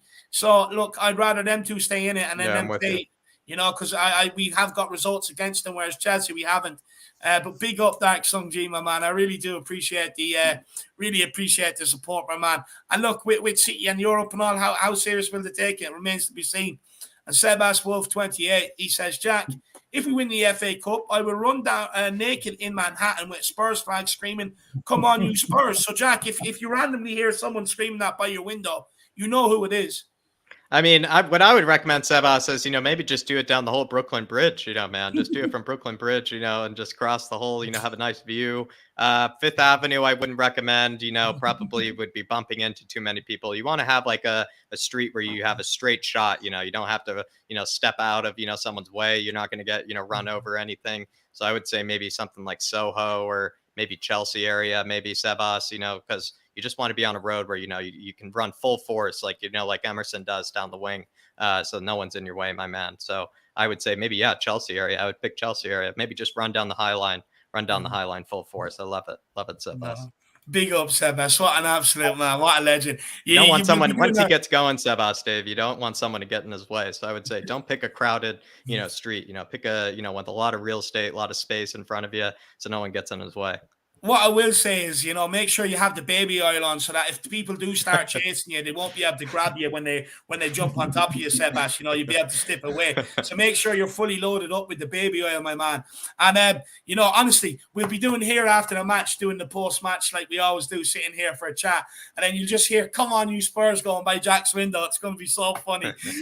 Big up, Sebas Wolf, my man. I really appreciate this support, brother. We are actually one subscriber away from 6K. I want to say a massive thank you to everybody out there who has just continued to support this channel from day one all the way to now, and how quickly it keeps growing. Honestly, I owe absolutely everything to you guys out there, everyone that has come on board, that comes on and helps create the shows, people behind the scenes that help out and stuff like that. I owe it to every single one of you, and I want to say a massive, massive thank you. Also, a massive thank you to everybody who has tuned in today. A massive thank you to the guests on the panel as well, Jack, Phil, and Hollywood Phil as well. Really appreciate your time, guys. I want to say a massive thank you to everybody who has supported the channel financially with the super chats. You have no idea how much it helps and how much it is actually going to help us put everything we need to in place next summer or this summer coming to be able to really kick on next season and really take off into the stratosphere with the channel. And I want to say just a massive thank you to everybody out there. Honestly, it's you guys that make all these channels. You're the lifeblood of them all, like you're the lifeblood of any football club, So the fact that you've got behind me, the way you get behind Tottenham, honestly, it's something that I'll always be grateful for, because a guy like me from Ireland who, look, I'm a big guy, you know what I mean? I don't have the best way of coming across on screen. I don't speak like an educated person and stuff like that. So for everybody to really get behind me, it really, really does mean a lot. But look, enough of me crowing on. I will see you over at We Are Tottenham TV in 25 minutes. So 6:25 for more of the pre-match build-up. And as well, guys, for the watch-along, make sure you're back here for 20 to 8. Myself, Jack and Sean, we'll be taking you for the watch-along all the way through out to the other end. But guys, a massive thank you, and we'll see you all again for the watch along. Come on, you Spurs. Come on, you Spurs. Conte we trust. Conte we trust. Come on, you Spurs.